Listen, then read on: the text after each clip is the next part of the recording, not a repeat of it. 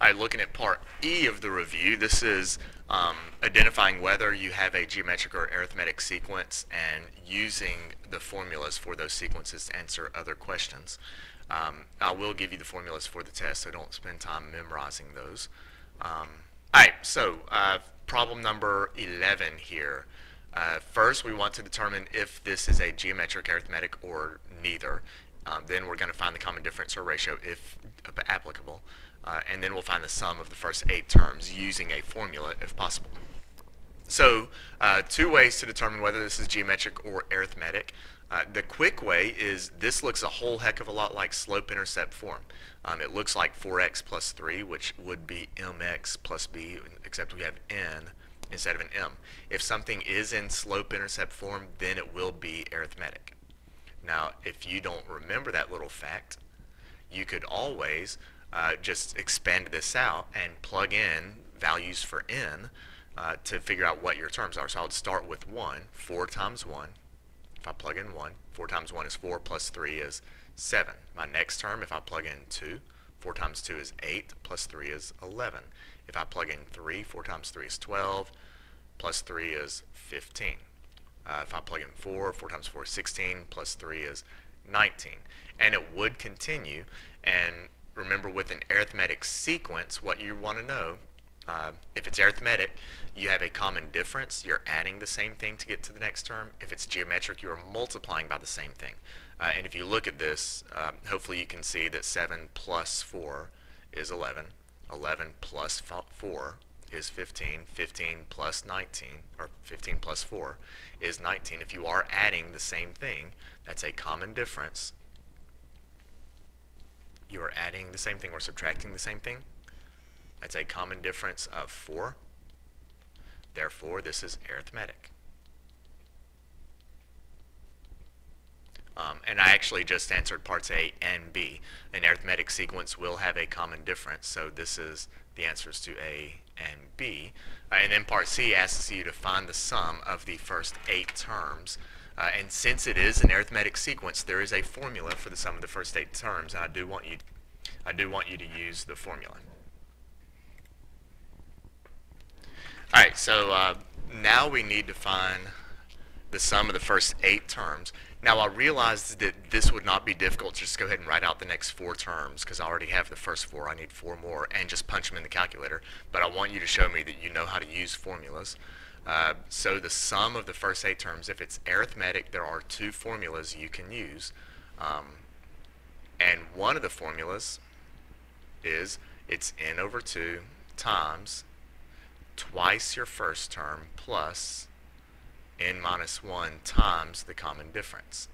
I like this one because it's going to work almost every time. The other one, you need the first and the last term, and I don't have the last term yet. So since I already know how many terms there are, I asked for the sum of the first 8 terms. I know what the first term is because I've already found it. It's 7. And I know what the common difference is. I can simply throw all of that into the formula, and it would be 8 over 2 times 2 times my first term plus n minus 1, 8 minus 1 times the common difference of 4. And then we'll just clean that up. See, I'll pause it while I clean this up. You should know how to do arithmetic. There we go. So you end up with the sum of the first 8 is 168, and you would use that formula, which I'm going to give you the formula, so you don't have to worry about memorizing them. You just have to show me that you know how to use a formula, which shouldn't be too bad. All right, let's try this one. First, let's determine if it's geometric, arithmetic, or neither. This one is not in slope-intercept form. This is actually a parabola, if you were to graph it. So I know it's not going to be arithmetic, but let's see if it's geometric, which I don't think it will be. But if I plug in 1, 2 times 1 squared is 1 times 2 minus 1 will be 1. So that's when n is equal to 1. Let's plug in 2. If n is equal to 2, 2 times 2 squared. And make sure you follow your order of operations. 2 times 2 squared minus 1, you have to do 2 squared first. 2 times 4 minus 1 would be 8 minus 4, which is 7. If n is equal to 3, 2 times 3 squared, 3 is 9, so that would be 2 times 9. 18 minus 1 is 17. And I'll do one more just to be sure. 4 squared is 16 times 2 is 32 minus 1 is 31.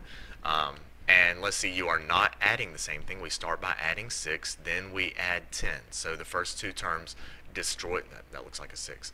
The first two terms destroy the thought that it's arithmetic, so it's definitely not arithmetic because we're not adding the same thing. And then to test if it's geometric, that means the ratio between any two consecutive terms must be the same. So if I did the ratio between 1 and 2, my first two terms, my first and second term, my ratio is 7 over 1, which is 7. If I did the ratio between my third and fourth terms, my ratio would be 31 over 17, which is some crazy decimal, but it's definitely not 7. And since it's different, that means this is not geometric either, so this would be neither. And then part B says find the common difference or ratio if applicable, and if applicable is pretty key here because the only time you have a common difference or ratio is when you have geometric or neither or arithmetic, and we don't. So in this case it's not applicable. Not applicable. So we don't have to answer part B. And then part C is find the sum of the first 8 terms. Now in this case, we cannot use a formula. It says if the sequence is arithmetic or geometric, which it's not, use the appropriate formula. Since we don't have arithmetic or geometric sequence, our only option is to actually write out all 8 terms. Well, I know my first 4 terms are 1, 7, 17, and 31, and then I need to get the rest of my terms. So I'll plug in 5. 5 squared is 25 times 2 is 50, minus 1 is 49. Then I do 6 squared is 36 times 2 is 72, minus 1 is 71. 7 squared is 49 times 2 is 98, minus 1 is 97. And what I just do, I just did 7. 8 squared is 64 times 2 is 128, minus 1 is 127. And then you'll simply throw all of that into the calculator. So the only way we can do the sum of the first 8 terms is to write out all 8 terms and then add them together on your own. And when you do that, you get exactly 400. Kind of cute. Unless I punched that in wrong. That's such a nice number. Is that right? Let's see. 1, 7, 17, 31, 49, 71, 97, 127. Why didn't it let me see that? Yep. That's right. All right. Number 13. For the following sequence, determine if it's blah, blah, blah, blah, blah, blah. Okay, first, let's determine if it's geometric or arithmetic. Let's see, from 1 to negative 5, if I want to find a common difference, that difference, let's see, negative 5 minus 1 is negative 6, so I subtracted 6. If I go from negative 5 to 9, that difference is 9 minus negative 5, which is 9 plus 5 is 14, so I added 14. Those are two different numbers, so it's not arithmetic. And then I would check to see if it's geometric. So the geometric, I would need to find the common ratios. Let's see, so that didn't work. So I need to find a common ratio.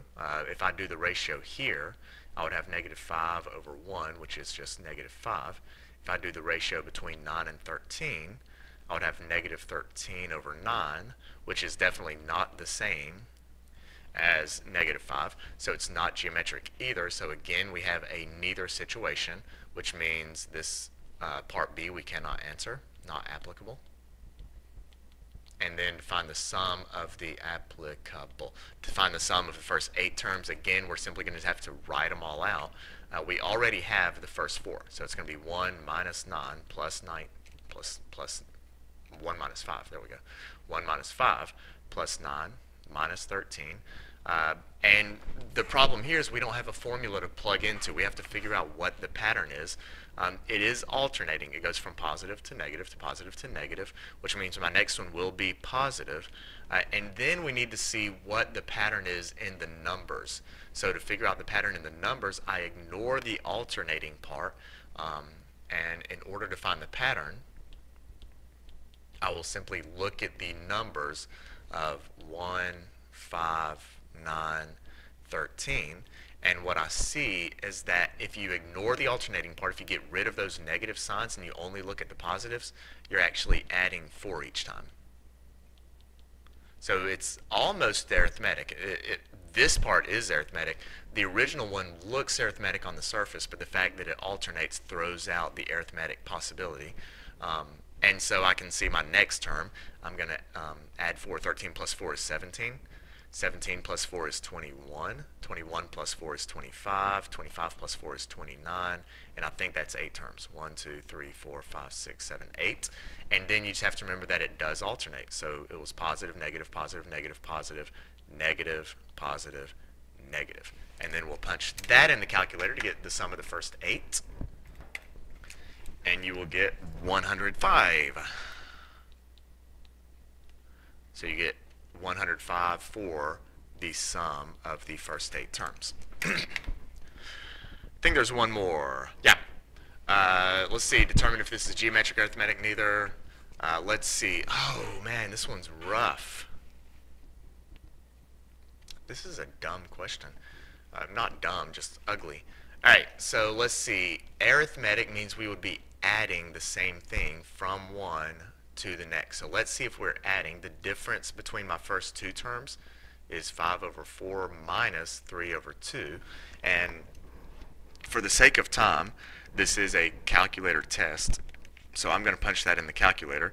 And when you do, you get a difference of negative 1/4.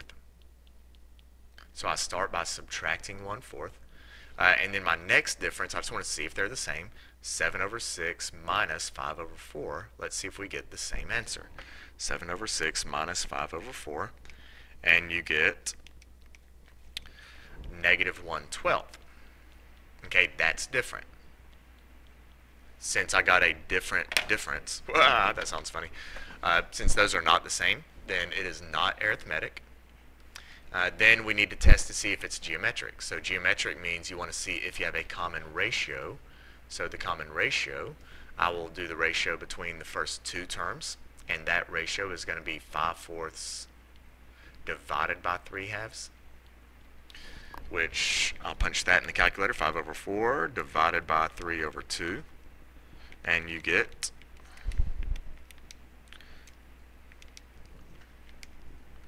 5/6. You could also flip and multiply. 5/4 times 2/3, which I just felt like using my calculator. If I did the ratio between these two, it will be 9 over 8 divided by 7 over 6. And 9 over 8 divided by 7 over 6 is 27 over 28. So once again, we have a neither situation. So these are kind of bad problems. I didn't have a single geometric in here, did I? So it's neither. Again, this is not applicable. And to find the sum of the first 8 terms, we're going to have to find the pattern. And this is kind of like that problem where we were writing the sigma notation. I'm going to find a pattern for the numerator, and then I'll do the denominator separately. So if I looked at the numerator, my numerator is 3, 5, 7, 9, yada, yada, yada. And if I look at my numerator, I can see that I am adding 2 each time in my numerator. So add 2, add 2, add 2. Alright, I just had to pause the recording for a second. I forgot where I was, other than I know that we just identified we were adding 2 each time to my numerator. And then my denominators are 2, 4, 6, 8. And again, if you look at the denominators, we are adding 2. So we're adding 2, adding 2, adding 2. So if I want to find the sum of the first 8 terms, I'll start with the first 4 that were given, 3/2 plus 5/4 plus 7/6 plus 9/8. And the next 4, we're simply going to add 2 in the numerator and in the denominator. So 9 plus 2 is 11, plus 2 is 13, plus 2 is 15, plus 2 is 17. In the bottom, 8 plus 2 is 10, plus 2 is 12, plus 2 is 14, and plus 2 is 16. And then we will simply add those together in the calculator. And when you add those together, you get 5241 over 560. 5241 over 560. I can't remember if the big directions at the top of the review said anything about rounding. I would be okay with a decimal on this one because the fraction is so ugly. If the fraction were clean or nice or normal, then I would be okay with it. But let's just go to the fourth decimal. So that'd be 9.3589. And so that would be the sum of the first 8 terms. I think that's it for that part. Yep.